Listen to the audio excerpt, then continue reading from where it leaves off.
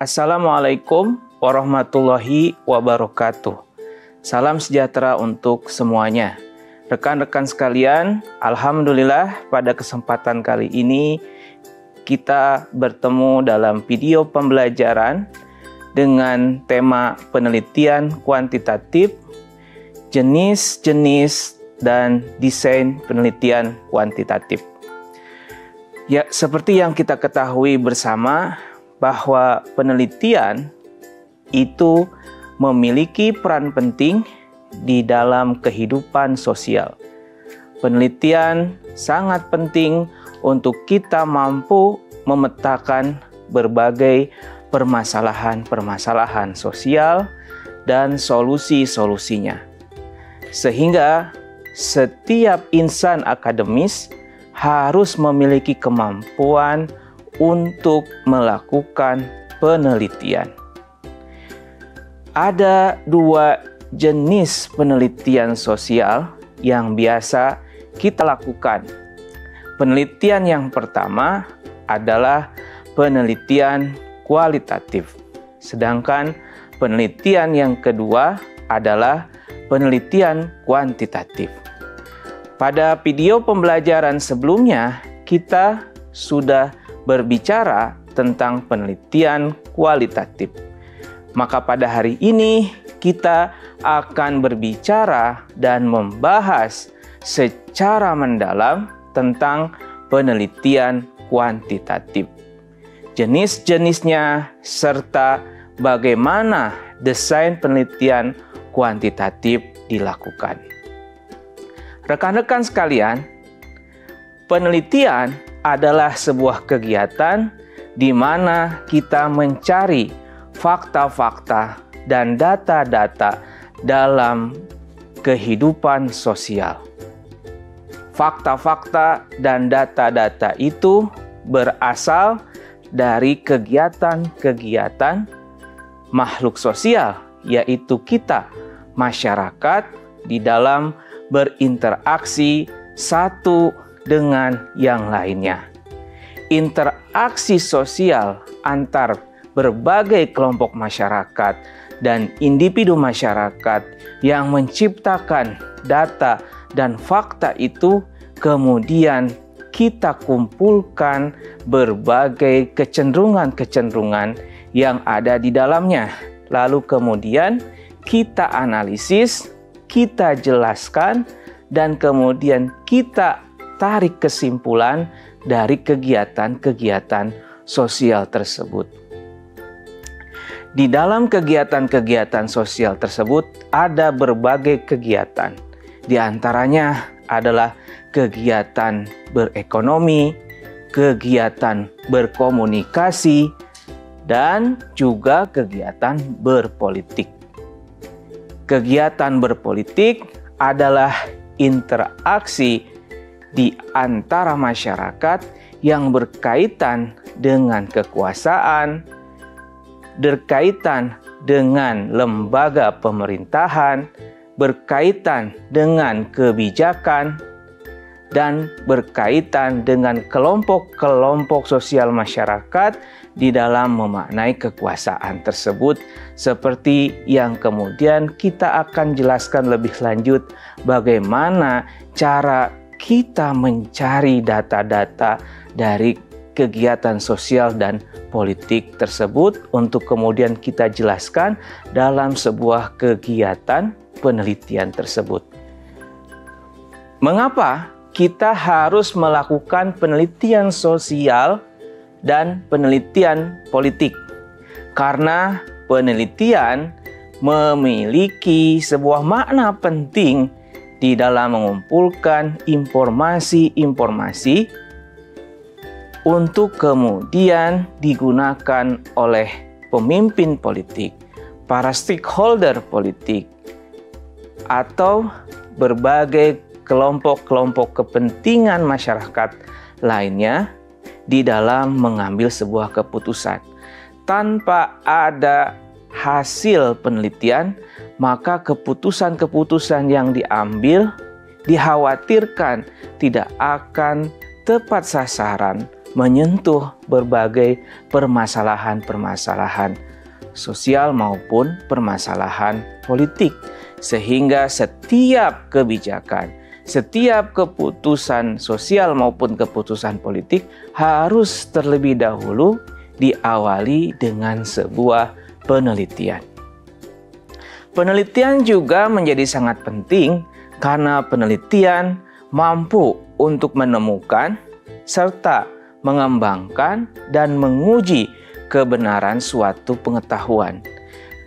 Kalau kita sudah mengetahui kebenaran suatu pengetahuan tersebut, maka pengetahuan tersebut bisa lebih dikembangkan untuk mencari inovasi-inovasi pengetahuan yang baru. Inovasi pengetahuan yang baru tersebut akan mampu digunakan oleh masyarakat dan digunakan oleh berbagai komponen-komponen politik yang ada untuk kemudian membangun sebuah pola sistem sosial dan politik yang ideal di dalam merespon berbagai perubahan-perubahan kebutuhan masyarakat yang ada. Sehingga dari penjelasan yang tadi, kita bisa mengetahui bahwa penelitian itu begitu sangat penting untuk kita lakukan. Saudara-saudara sekalian, rekan-rekan sekalian, apa sebetulnya yang disebut dengan penelitian sosial? Penelitian sosial pada dasarnya adalah penelitian yang dilakukan pada isu-isu yang berkaitan erat dengan permasalahan-permasalahan masyarakat. Oleh karena itu, kita juga bisa mengambil kesimpulan bahwa penelitian politik yang merupakan bagian dari penelitian sosial itu merupakan penelitian atau upaya pengambilan data, fakta dari berbagai fenomena-fenomena yang berasal dari isu atau permasalahan-permasalahan politik.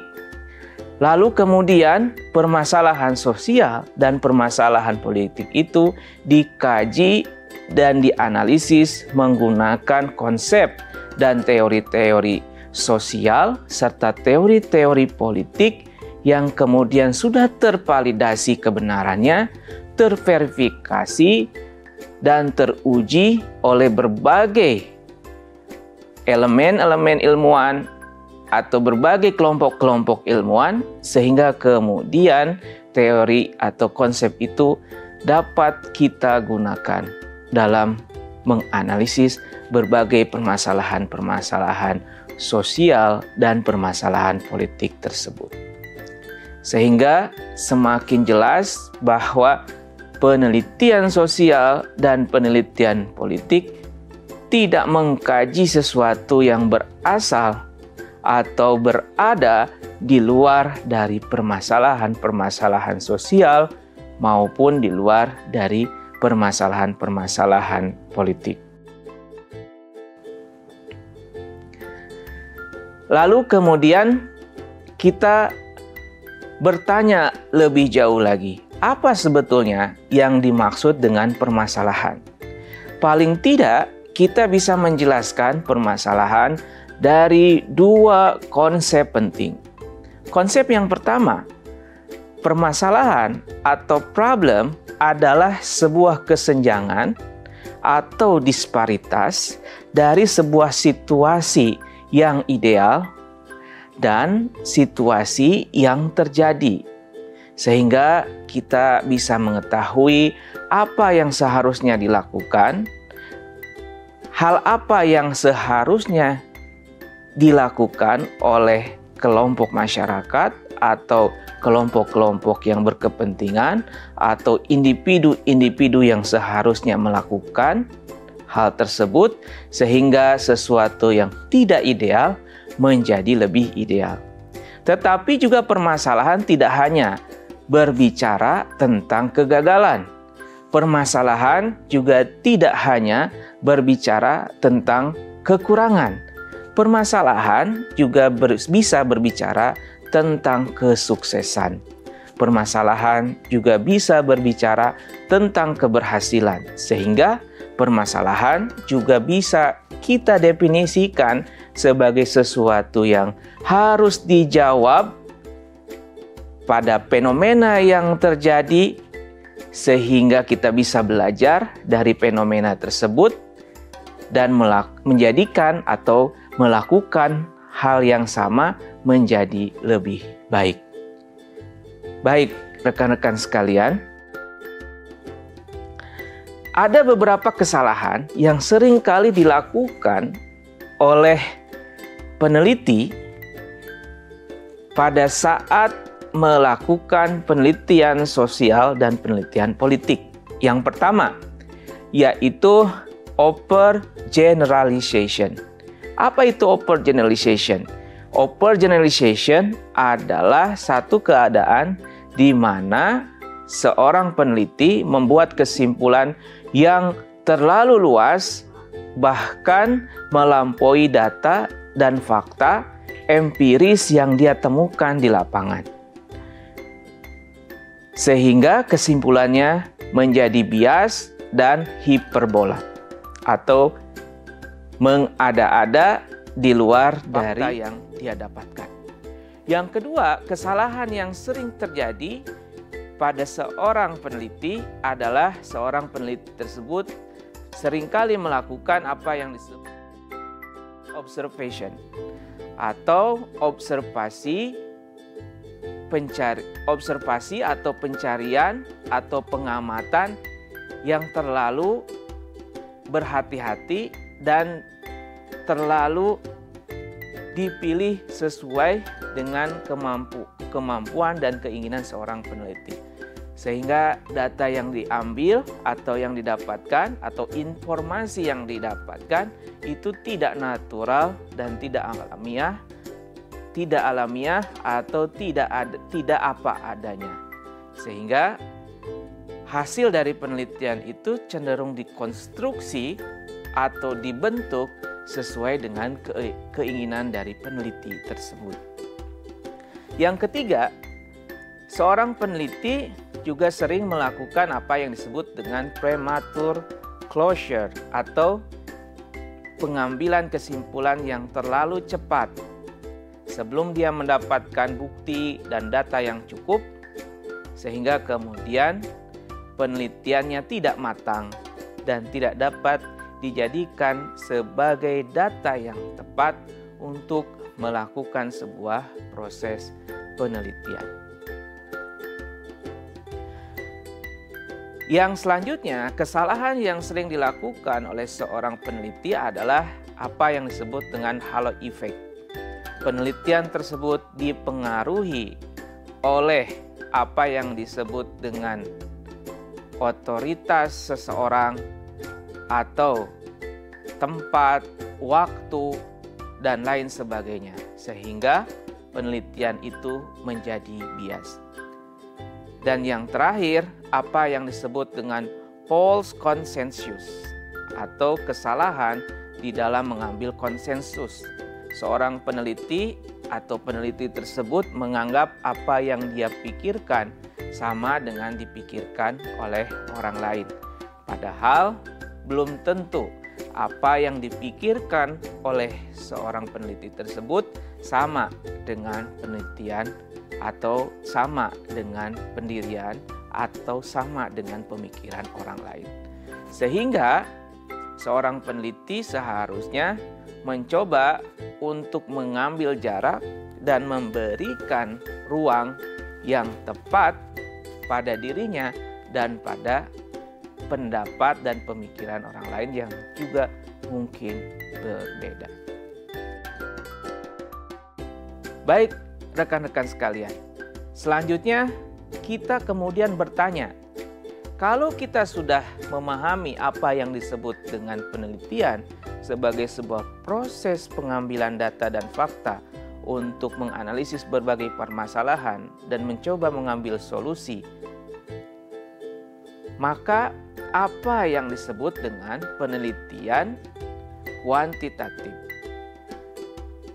Penelitian kuantitatif pada dasarnya adalah sebuah penelitian yang menggunakan metode pengukuran secara sistematis, lalu kemudian metode tersebut diperoleh dari variabel-variabel yang berbeda yang kemudian diturunkan dari teori-teori yang ada untuk menganalisis berbagai permasalahan sosial dengan pendekatan statistik,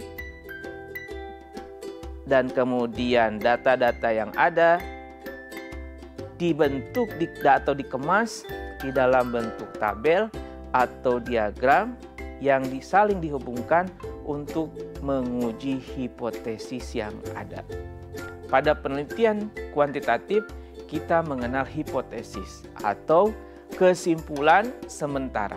Sedangkan pada penelitian kualitatif, kita tidak mengenal hipotesis. Penelitian kuantitatif pada dasarnya memang berasal dari sebuah pendekatan positivisme yang secara singkat merupakan pendekatan yang menganggap bahwa kebenaran itu berasal dari fakta-fakta sosial yang empirik yang kemudian dapat diamati dan kemudian dapat dijelaskan melalui metode pengukuran dan pendekatan eksperimen serta pendekatan statistik. Tentu saja pendekatan kualitatif berbeda dengan pendekatan kuantitatif.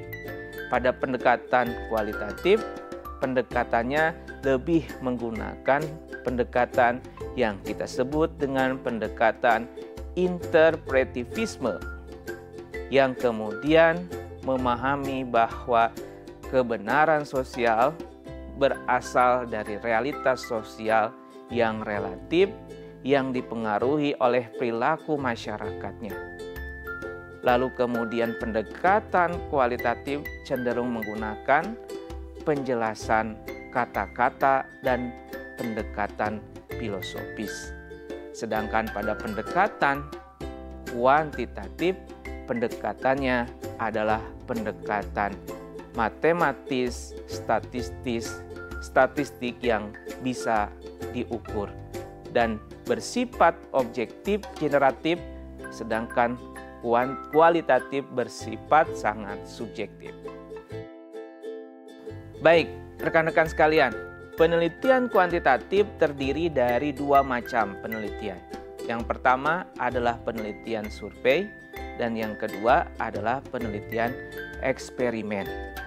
Pada penelitian survei, penelitian dilakukan pada sampel yang diambil dari populasi yang diinginkan.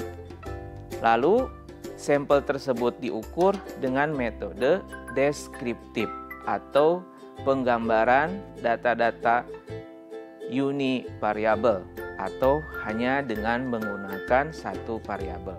Bisa juga dengan menggunakan bivariabel atau dua variabel atau tiga variabel atau multivariabel. Tetapi survei tidak seperti eksperimen. Pada eksperimen, variabel-variabel penelitian kuantitatifnya dibandingkan karena di dalam penelitian eksperimen ada yang disebut dengan variabel kontrol dan ada yang disebut dengan variabel utama. Baik, survei berbeda dengan sensus. Kalau sensus, penelitian dilakukan pada seluruh populasi, sedangkan survei hanya melakukan penelitiannya pada sampel-sampel tertentu yang itu kemudian dipilih dengan menggunakan rumus penentuan sampel secara purposif atau yang juga dilakukan secara non-purposif atau disebut dengan probability sampling. Pada penelitian eksperimen, hal yang penting untuk dilakukan adalah kita menentukan variabel independen kemudian variabel dependent, kita melakukan pretest, kita melakukan post-test, kita menentukan eksperimen grup, ya, atau grup dengan variabel utama, lalu kemudian control group dengan menggunakan variabel yang berbeda dan menentukan random assignment. Ada berbagai macam penelitian eksperimen, di antaranya adalah yang kita sebut dengan pre-eksperimental, di mana penelitian pre-eksperimental tidak menggunakan control group. Yang kedua adalah true eksperimental, di mana eksperimen riset atau penelitian eksperimen dilakukan dengan menggunakan seluruh komponen-komponen penelitian eksperimen. Yang ketiga, kuasi eksperimental, di mana kemudian penelitian eksperimen tidak menggunakan apa yang disebut dengan random assignment. Sedangkan yang keempat, faktorial eksperimental, di mana penelitian eksperimen dilakukan dengan true eksperimental dengan menggunakan berbagai multivariabel. Baik rekan-rekan sekalian, itulah yang bisa saya jelaskan berkaitan dengan penelitian kuantitatif. Definisinya, jenisnya, dan bagaimana cara kita melakukannya. Terima kasih, kita akan bertemu pada video pembelajaran selanjutnya.